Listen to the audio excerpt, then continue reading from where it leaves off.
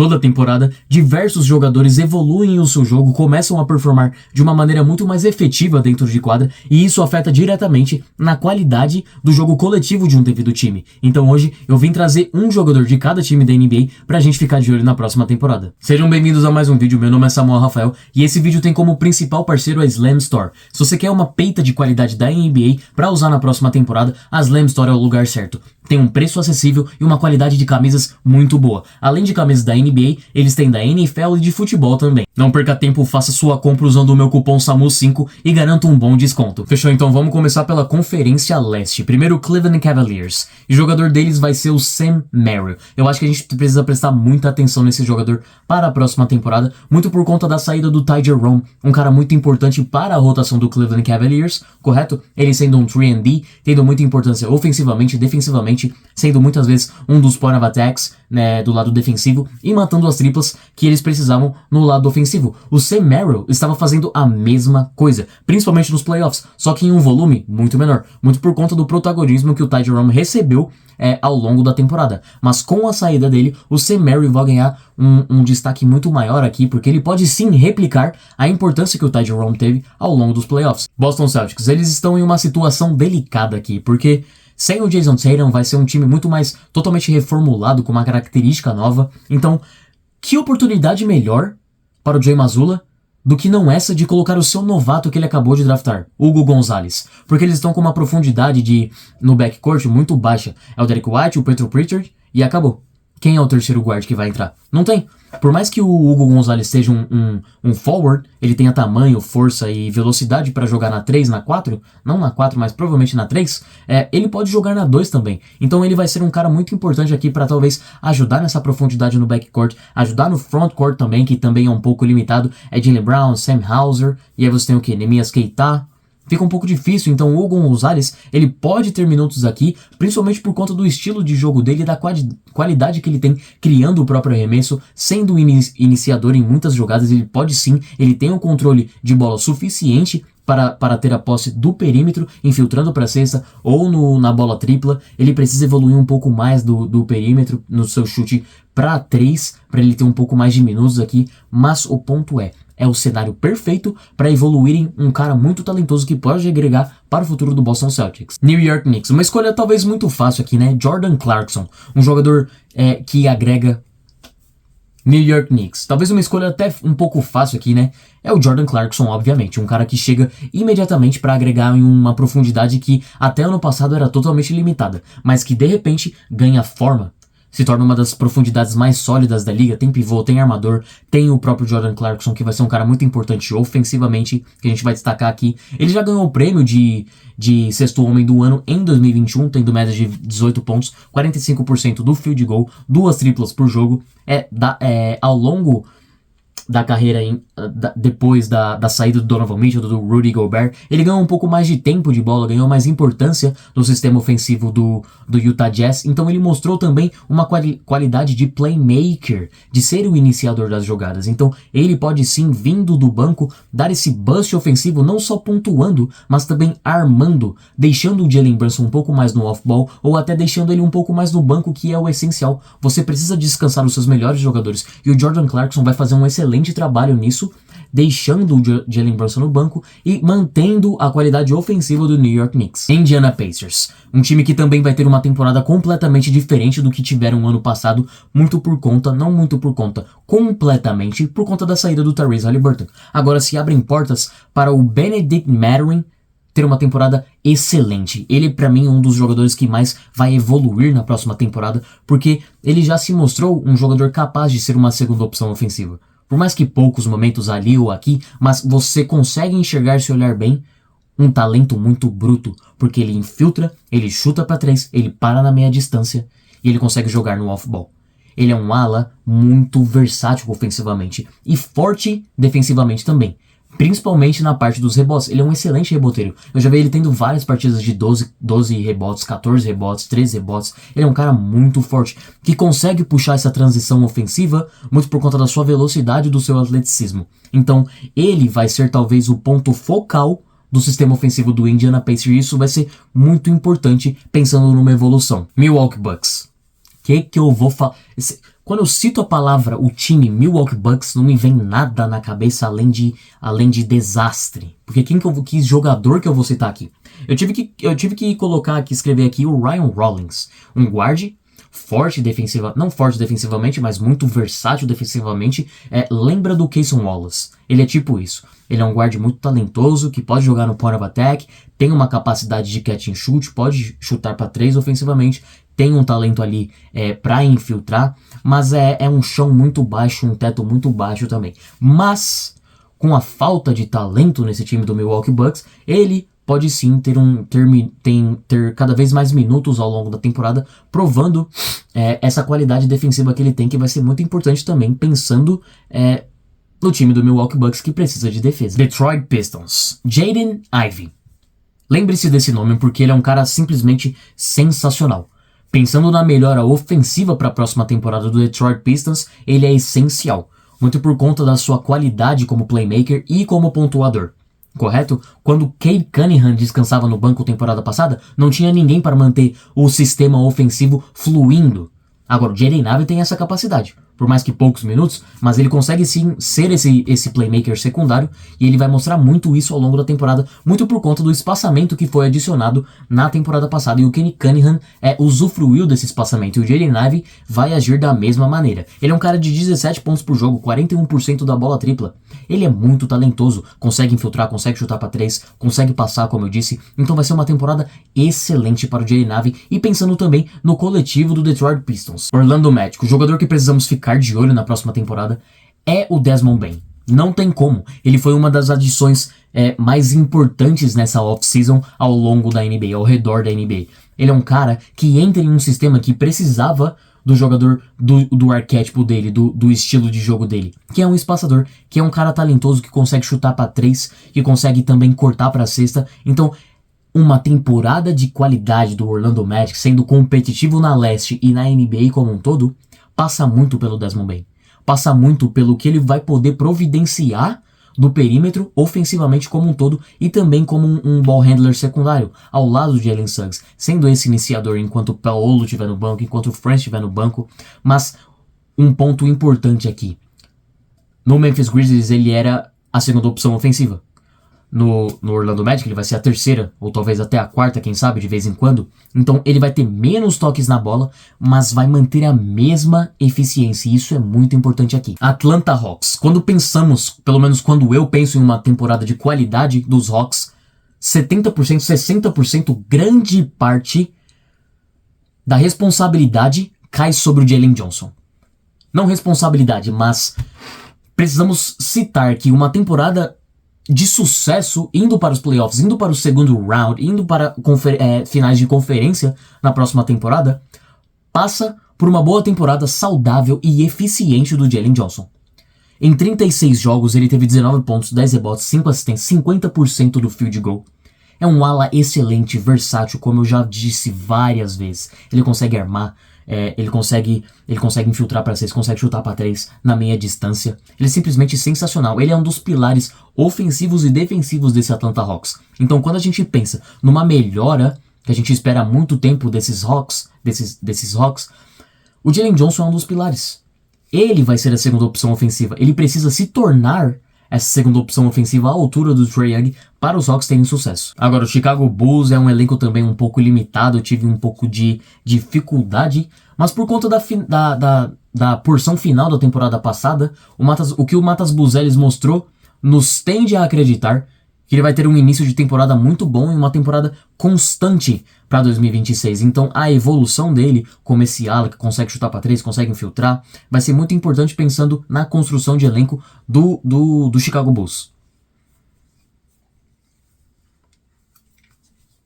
Miami Heat, o Norman Powell também, uma das principais adições aqui, é importante ficar de olho, agora que a gente soube que o Tyler Hero vai ficar de fora pelo início da temporada, um mês, acho que 6 semanas, então o Norman Powell vai ter essa responsabilidade de replicar o jogo ofensivo do Tyler Hero, então, pelo menos pela primeira parte da temporada. Agora, como um todo, ele vai ser esse cara muito importante ofensivamente, espaçando a quadra para o Bam Adebayo e para o Tyler Hero, como eu disse. Toronto Raptors. É difícil esperar alguma coisa desse time, porque você tem Brandon Ingram, tem RJ Barrett, tem Scottie Barnes, mas eu decidi destacar o Scottie Barnes. É importante ficar de olho, porque o que ele mostrou temporada passada foi muito interessante. Ele teve 21 pontos, 6 rebotes, 5 assistências. Uma postura ofensiva simplesmente sensacional. Foi trocado e ele se tornou um jogador ofensivo que a gente não esperava que ele fosse. Pelo menos eu não esperava. Consegue armar, infiltrava pra cesta com vontade, com garra, com fome de ponto,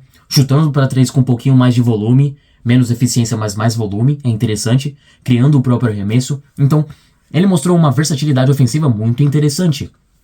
E pensando também na evolução do Toronto Raptors, ter um jogador como esse, que pode se tornar um dia um perigo, tentando talvez simular o jogo do Jaylen Brown, do Jason Tatum, se tornar esse ala perigoso ofensivamente, ver o RJ Barrett evoluindo cada vez mais nessa porção da quadra é muito interessante. Eu gostaria de citar o Scottie Barnes, mas ele nunca evolui. E quando ele evolui, ou é negativo, ou é pouco positivo. Brooklyn Nets. Tem que ser ele, né? Michael Porter Jr.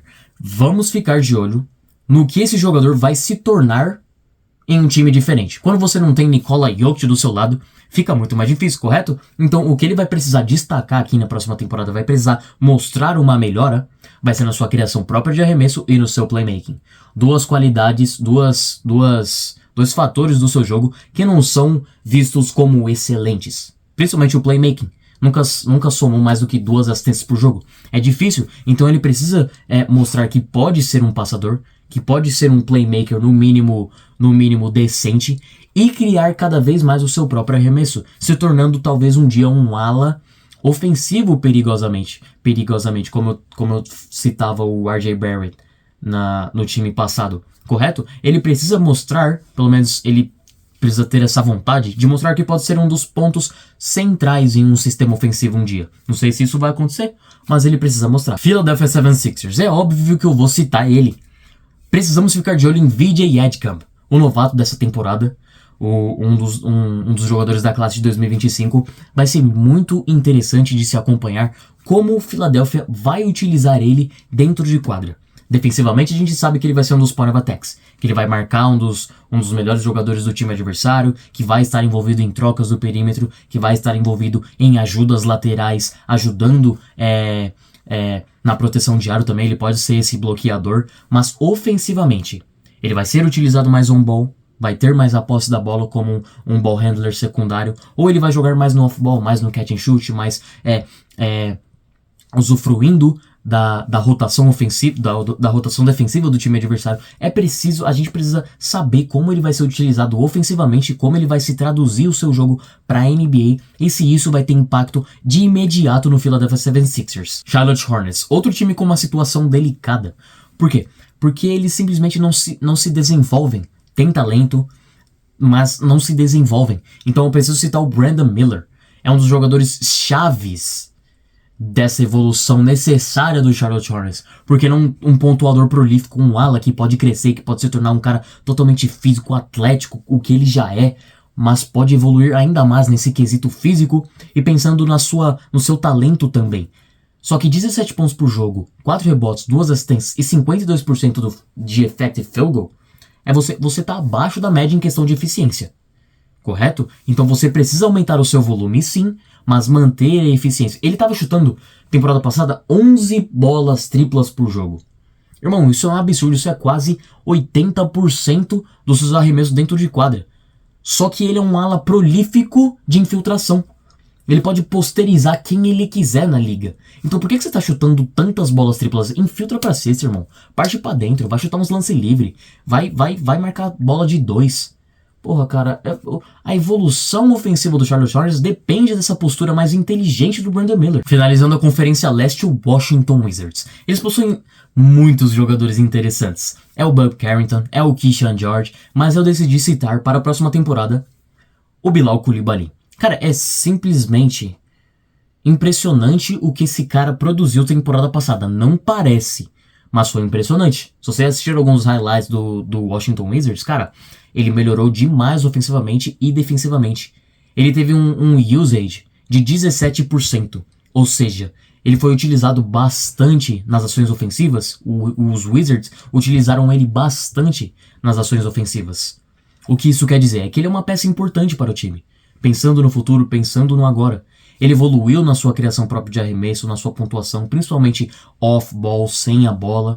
Ele precisa mostrar cada vez mais que pode ser capaz de matar bolas triplas, mas em transição ele é um jogador extremamente perigoso. Agora, o seu valor defensivo é que é o ponto-chave. Ele é sim candidato a ser All-Defense na próxima temporada, por conta da sua qualidade no point of attack e por conta da sua força no post. Então, ele é um jogador muito único que pode ser um dos pilares do Wizards um dia. Então, ver essa evolução dele pode ser muito interessante. Agora vamos para a Conferência Oeste, começando pelo Oklahoma City Thunder, os campeões. Precisamos falar sobre Chet Holmgren. Ele precisa ser o jogador que devemos ficar atento na próxima temporada. Por quê? Porque nos primeiros 10 jogos da temporada passada, para você ter noção, 3 jogos ele teve mais do que 25 pontos, ele teve 4 duplos-duplos, 26 tocos no total, 62% de true shooting.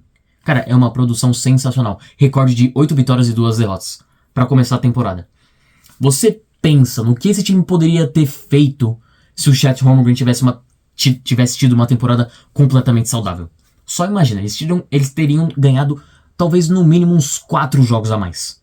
Parou para pensar? Porque essa é a importância do Chet. Ele é um jogador âncora defensivamente, muito importante protegendo o aro em ações de troca, que cada vez ele melhora ainda mais a sua defesa no perímetro, mas que também ofensivamente ele precisa cada vez mais ser efetivo na bola tripla, porque quando eles draftaram ele lá atrás, você comprou a ideia de que ele um dia se tornaria o melhor espaçador pivô da NBA, correto? Ele tem esse potencial ao lado do Wembanyama. Então ele precisa responder às expectativas, mas também criando o próprio arremesso, infiltrando mais para a cesta com mais força, correto? Então essa evolução individual do Chet na questão de pull-up, de arremessos como um total, infiltrando para a cesta também, é muito importante. Houston Rockets. Se olharmos bem, a escolha é muito fácil. A gente precisa ficar de olho na temporada do Jabari Smith, porque a cada temporada a porcentagem de pontos dele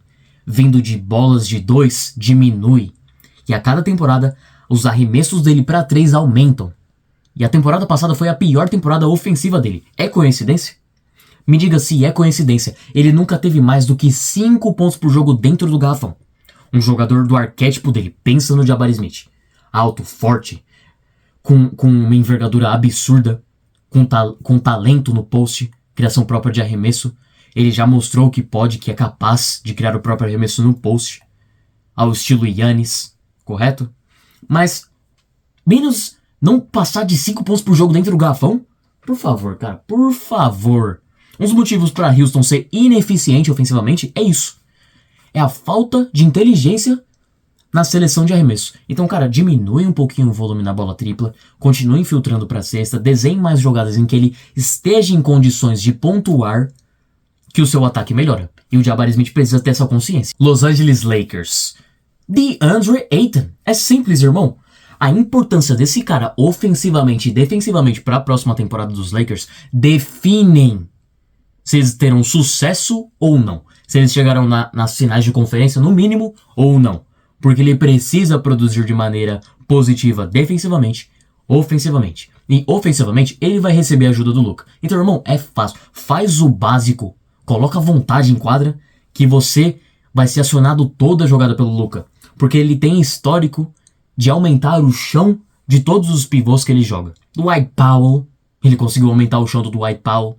Conseguiu tornar o Dereck Lively um dos melhores novatos da temporada. Temporada absurda do Dereck Lively na campanha da NBA Finals em 2024. Aumentou o chão do Daniel Gafford, que ninguém mal conhecia. Ele, do nada ele se tornou um baita de um pivô. Então, DeAndre Ayton, você tem uma joia ao seu lado. Só faz o básico, irmão. E defensivamente é muito importante que ele seja um excelente defensor de drop. Esteja empenhado em trocas do perímetro e defenda o aro, proteja o aro de maneira efetiva. Por favor, nos playoffs em 2021, no ano em que o meu Phoenix foi para as NBA Finals, ele teve 16 pontos por jogo, 12 rebotes, 66% do field goal, um toco. Ele teve em 21-22, aquela campanha histórica na temporada regular do Phoenix Suns, um defensive rating de 107.7. Ou seja, ao redor de um bom time defensivo. E os Lakers têm algumas peças para ser isso, mas pelo menos simular, ele pode ser um excelente defensor. E os Lakers precisam disso. Denver Nuggets. Cameron Johnson. Ele vai entrar, ex-Phoenix, saudade. Ele vai entrar no melhor sistema da vida dele. Vai ter o melhor jogador do mundo ao lado dele, vai ter o Jamal Murray, vai ter o Aaron Gordon. Nossa, o tanto de talento que ele tem ao redor dele, finalmente, em um time com uma estrutura boa pra ele talvez ganhar um título. Um time já campeão, né, em 2023. Agora, ele vai ser potencializado pelo melhor armador do mundo, talvez, Nikola Jokic. 40% da bola tripla ao longo da carreira, 60% de true shooting. Cara, impressionante. Temporada passada, ele mostrou que pode mais, que não pode ser só esse jogador off-ball, catch and shoot, né? Ele mostrou que pode criar o próprio arremesso, consegue infiltrar. Ele teve career high em pontos, teve 18 pontos por jogo. Career high em pontos dentro do garrafão, correto? Então, simplesmente essa versatilidade que ele mostrou que pode ter, pode ser muito interessante para Denver. No playbook que eles podem desenhar ao longo da temporada, correto? E eu acho que ele vai ter career high também essa temporada em bolas de 3. Porque ele nunca teve mais do que 2 bolas de 3 por jogo. Que isso é absurdo, né? Quando a gente pensa num jogador do calibre do Cam Johnson. Então, o tanto de gravidade que ele vai ter ao redor dele, tanto de oportunidades que ele vai ter de pontuar, eu acho que ele vai ter career high em bolas de 3 por jogo. Umas 3,5 por jogo, ou talvez até 4, quem sabe. Los Angeles Clippers. Cara, eu tive dificuldade de achar algum nome aqui, mas se pensarmos bem, o John Collins pode ter uma temporada muito interessante para o Los Angeles Clippers. E individualmente também para ele. Por quê? Quando ele esteve saudável, em 2024, ele teve médias de 15 pontos por jogo, 8 rebotes, 60% de eficiência do field goal. Cara, ele é um power forward espaçador, consegue infiltrar, muito bom no post em meia quadra, correto? E ele é uma das coisas preferidas que o James Harden gosta, adivinha? Lob threat. Ele é um jogador muito atlético, que pode jogar no roll, que pode infiltrar para a cesta em parcerias com o armador. O James Harden vai adorar essa parceria. Então, é um jogador que pode segurar defensivamente, seja em trocas do perímetro, seja dentro do garrafão. Então, essa versatilidade que ele pode ter ofensivamente, defensivamente, vai ser muito interessante para o Los Angeles Clippers. Minnesota Timberwolves. Nomes difíceis de se achar, mas eu acho que o Terrence Shannon Jr. pode ter uma temporada muito interessante. Por quê? Porque a temporada passada ele se mostrou um excelente atleta. Um excelente atleta. Também um possível bom defensor. Um possível bom defensor do perímetro. E pode chutar para 3 também. Então, com essa saída do Nickel Alexander-Walker, o Terrence pode dar o próximo passo, pode ganhar mais minutos e pode mostrar que pode ser um jogador sólido ofensivamente, jogando ao lado de um jogador similar como o Anthony Edwards, os dois infiltrando, os dois matando bolas triplas, um ajudando o outro nesse jogo um pouco mais rápido, um pouco mais agressivo para dentro da cesta, correto? Então ele pode ter um papel muito interessante aqui. Golden State Warriors. Cara, Jonathan Kuminga. Tipo, é um jogador que a gente, toda temporada, pelo menos eu, sempre fico de olho em como ele vai ser utilizado ofensivamente pelo Golden State Warriors. E essa temporada, novamente, eu vou fazer a mesma coisa. Porque ele é um jogador de arquétipo impressionante. A fluidez que ele tem infiltrando pra cesta, criando o próprio arremesso. É tipo o Anthony Edwards, sabe? Só que ele parece que não sabe disso e o Steve Kerr parece que também não sabe disso. Porque ele não é utilizado da maneira correta, parece que não confiam nele e ele não confia nele mesmo. Ele deu um depoimento recentemente que gostaria de ser um dos focos no sistema ofensivo dos Warriors e eu também concordo com ele. Porque ele é um jogador que pode agregar muito para a versatilidade ofensiva, para a gravidade que o Curry pode usufruir dentro de quadra. Então, se ele evolui, se ele mostra pro Steve Kerr, cara, eu sou demais, mano. Olha o que eu consigo fazer dentro de quadra. E mostra. Então, cara, infiltrando pra cesta, posterizando várias pessoas, matando bolas triplas de forma eficiente, entendeu? Indo pra linha do lance livre, que ele gosta bastante de fazer isso. Então, se ele for esse jogador que faz no mínimo um bom trabalho ofensivo, de 16 pontos por jogo, 17, cara, já ajuda bastante. Memphis Grizzlies, eu já falei dele no começo do vídeo, Ty Jerome. Ele foi transferido, foi trocado para o Memphis Grizzlies. Excelente adição dos Grizzlies, tá? Estão subestimando bastante, tô vendo pouca gente comentar sobre essa adição sensacional. Ele vai ter um papel muito importante, assim como ele teve em Cleveland. Por quê? Porque ele é como eu disse, um 3&D, um excelente jogador ofensivamente, matando bolas triplas, sendo perigoso quando esquenta, mas defensivamente também tendo muita eficiência, parando infiltrações, sendo forte em ações de fisicalidade, correto? Então, esse impacto dos dois lados da quadra, assim como ele foi impactante ao lado do Donovan Mitchell, ele vai ser impactante do lado de um jogador similar como o Donovan Mitchell, que é o Ja. Sacramento Kings também, nomes limitados, elenco totalmente limitado, mas eu vou citar o Isaac Jones, um jogador de Summer League, um jogador de G-League, que vem sendo desenvolvido por trás das cortinas pelo Sacramento Kings, mas que na Summer League se mostrou muito bom. Ele teve 18 pontos, 7 rebotes, 65% do field goal, uma produção sensacional. Os Kings foram campeões os Hornets foram campeões, desculpa, mas ele teve uma produção sensacional na Summer League, correto? Mas o ponto é que ele é um jogador forte, ele joga na 4, consegue produzir dentro do post, consegue infiltrar também, pode criar o seu próprio arremesso com as costas viradas para a cesta. Então, os Kings não possuem esse tipo de jogador. E ter um cara como ele, jovem, talentoso, atlético, pode ser muito interessante em jogadas de dupla, com o Zach LaVine, com o Malik Monk. Então, pelo menos para agregar na versatilidade ofensiva do Sacramento Kings ao longo da temporada. Dallas Mavericks. Outro rookie que eu vou citar, novamente, tem que ser ele, né, gente? Cooper Flagg. O cara é simplesmente a sensação, uma das sensações da temporada, correto? Porque ele já chega em um time competitivo, e já chega em um time competitivo podendo ser o melhor jogador. Cara, eu tive essa ideia esses dias, cara. Eu sinto muito, mas... Pô, eu sei que tem Anthony Davis, eu sei que tem Kyrie Irving, mas... Cara, o chão desse cara já é alto. O que ele pode produzir com a bola na mão, sem a bola na mão, defensivamente, toda essa versatilidade que ele traz, provavelmente ele não vai ser o melhor jogador do time. Mas só a possibilidade já me anima, irmão. Mas o ponto é que vai ser muito interessante de se ver como o Jason Kidd vai querer utilizar ele. Como eu disse, mas com a bola na mão, sendo um ball handler, criando jogadas para o time, ou no off-ball, no post, no catch and shoot, mas infiltrando para a cesta, cortando para a cesta, em ações com o D'Angelo Russell, enfim, a gama aqui, o leque de possibilidades é imenso, e só isso já torna a temporada do Cooper Flagg com muito potencial. Phoenix Suns, bora falar do meu time? Simples assim, Jalen Green. Ele é um dos caras que vai ter uma das narrativas mais interessantes, porque ele é um jogador que era caracterizado, que tinha uma referência, e fazia parte da identidade do Houston Rockets, e de repente é trocado. E a troca foi certa sim. Só que o Jalen Green tem a responsabilidade, ele tem que ter a gama, a vontade de provar o contrário. Cara, vocês não me acham um bom jogador ofensivo? Pra ter no time de vocês? Ok, então eu vou mostrar isso aqui em Arizona. É assim que ele tem que entrar dentro de quadra, jogando pelo meu time, correto? Ainda mais tendo o Devin Booker ao lado dele, um cara que pode mentorar ele em questões de criação própria de arremesso, em questões de playmaking. Eu acho que a evolução ao lado do Devin Booker pode ser muito interessante, só que só a questão dele ter essa virada de chave, entrar em um novo sistema e querer provar algo para o outro, vai ser muito interessante se acompanhar essa temporada do Jalen Green. Portland Trail Blazers. Cara, a gente tem um trio de Danny Avdija, Scoot Henderson e Shaedon Sharpe. Esses três serão um trio espetacular um dia. Pensando no futuro, no sucesso dos Blazers um dia.